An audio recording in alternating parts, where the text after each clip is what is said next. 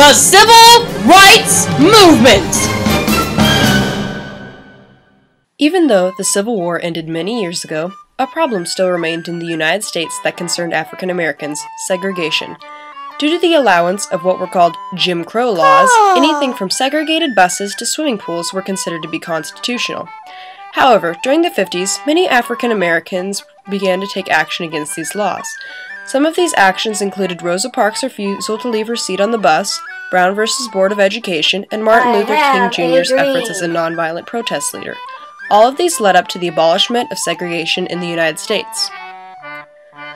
Perhaps we should begin by talking about Brown versus Board of Education. In this court case, the parents of a young African-American girl named Linda Brown sued a school in Topeka, Kansas, with the help of an organization called the NAACP, or the National Association for the Advancement of Colored People. They did this because their daughter was refused acceptance into the school because of her race. On May 17, 1954, the Supreme Court ruled segregation in schools unconstitutional because of Brown versus Board of Education. This caused uproar across the United States. During the uproar, a woman by the name of Rosa Parks defied Montgomery's segregation laws. She was on her way home from her job as a seamstress when she sat down in the middle of a bus with 3 other African Americans. As the bus began to fill up, the driver asked Parks and the other 3 to move so that a white man could take their place. At first, none of them budged, but then the driver threatened them. The other 3 African Americans left their seat, but Parks would not budge. I ain't moving 1 inch from this here seat. The driver called Montgomery police and they arrested Parks. News of this reached E.D. Nixon, and he asked Parks for her permission to take her case to court. She said he could, if he thought it would mean something to Montgomery and do some good.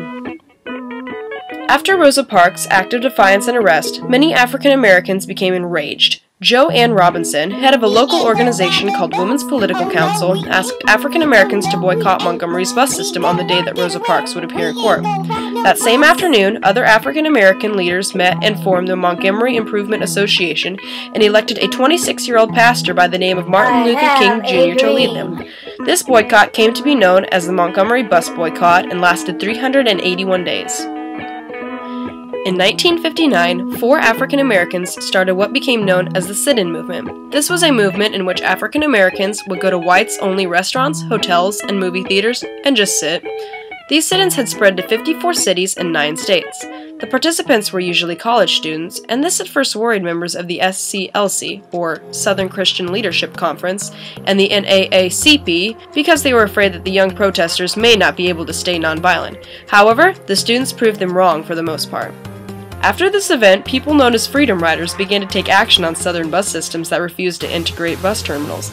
Teams of Freedom Riders consisted of both African Americans and whites. In early May of 1961, some of the first Freedom Riders boarded southbound interstate buses.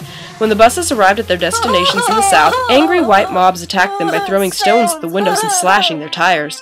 After these many events, things began to slowly get better in the United States for African Americans. With the help of Martin Luther King Jr. and many other American activists such as Rosa Parks, integration and equality was finally made possible in the United States.